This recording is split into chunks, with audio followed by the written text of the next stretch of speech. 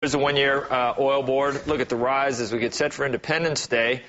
You could call it Mideast Dependence Day as far as oil goes anyway. And taking the pulse of America on the day before July 4th, the nation's amusement parks are feeling somewhat less amused as consumers keep a tighter grip on their wallets. Six Flags CEO Mark Shapiro is live from the Great Adventure in Jackson, New Jersey to tell us whether business is flagging. And welcome, Mark. It's good to see you. And we have to at least begin by talking just briefly about last week's tragedy in Georgia at Six Flags. A teenager was clearly where he was not supposed to be, but he was killed. Is there any fear that people will stay away this weekend? Do you need to assure people that the parks are safe? Parks are completely safe. Safety's the priority for Six Flags, always has been. And our safety scores in terms of how the guests perceive us are at the top of the chart. I mean, it's the highest scores we've ever received in terms of how guests perceive Six Flags with regard to safety. What happened in Atlanta is a total fluke, and as you said it best, it's a tragedy. Has nothing to do with our rides, has nothing to do with the safety in our park. You know, a young gentleman made a big mistake, a terrible mistake. I feel terribly for him, his family, his friends, the church group that had gone to South Carolina. He was really just looking to take a shortcut into the park and avoided all warning signs, danger signs, scaled 2 fences. You can't stop something like that. But what I'll tell you is it's had zero impact on our business, fortunately. That's the Wiggles. I am sorry to get distracted, but I can't remember the octopus's name. But there they are behind you, and God, I can't remember the dog either. My kids are growing up. Anyway, it's terrible. Come on, you need to come back out here and get re-educated here. I was just thinking. I mean, it's close enough, and the nature of your parks being maybe somewhat more local than others, I could almost make the case that you might have an advantage over destination parks like in Orlando. But then again, the oil price, the gas price has to be affecting everyone. I'll tell you this. The newspapers are affecting everyone. The Internet's affecting everyone because stories are being regurgitated, and GM has hit a 50-year low, and oil is going to be $150, and airlines are grounding flights and laying people off. I mean, you just can't get away from the bad news. Having said that, families want entertainment, and they want entertainment as a family, something for everyone. The difference this year is they want the words value and convenience attached to that entertainment.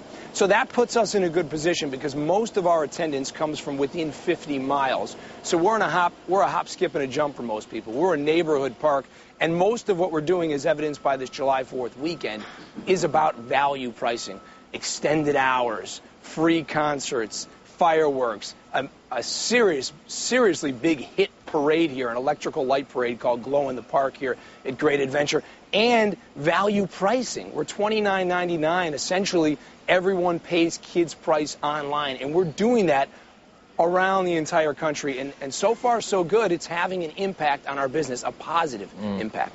I remember that's Captain Feathersword and Wags as the dog, and Dorothy, I think, is the dinosaur. Oh, that's somebody got in your ear to tell you that. No, they didn't.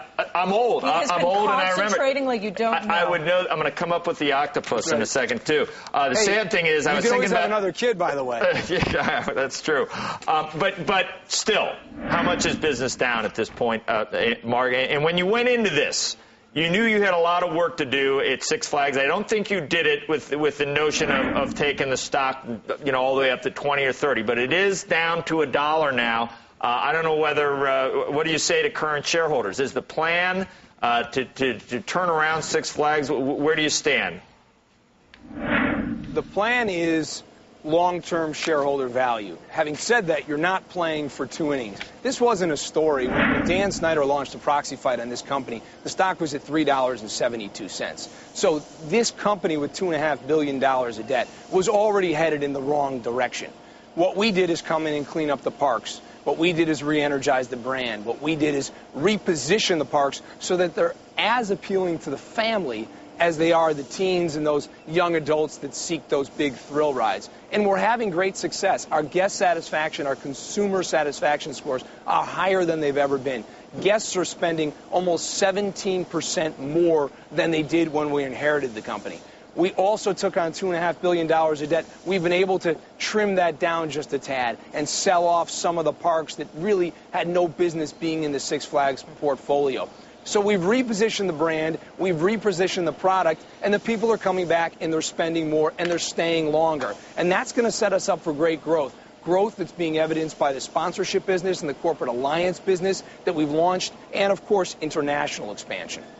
But running into this gas prices and a slowing economy is like the last thing you needed in the middle of a turnaround. I think you'd at least admit that. Oh, no question. Look, we said this would be a 3-year turnaround, and some of that 3 years was really dictated by how much runway we thought we had, given all the debt. So it's not that we thought we could make it all happen overnight, but 3 years we thought was a good place. And you know what? We've put ourselves in a position where our sponsorship business, we wanted it to be at $50 million. That's high margin. That's a new revenue stream. And we're going to be there, probably plussed up from there. All right. Our guest spending, we wanted to see 20%, a 20% increase from our guests in 3 years. We're going to be damn near close to that. At the same time, we wanted to get our EBITDA margins to 30%. And we think if this season continues to play out the way that it started, we can put this company in a position to be free cash flow positive for the first time in the history of the company, and we'll get that 30% EBITDA margin. Mark, thanks. I got the other three. That's Henry the octopus. I had to Google that, but I did come up with it. So Henry Wags. And anyway, appreciate your time today, Mark.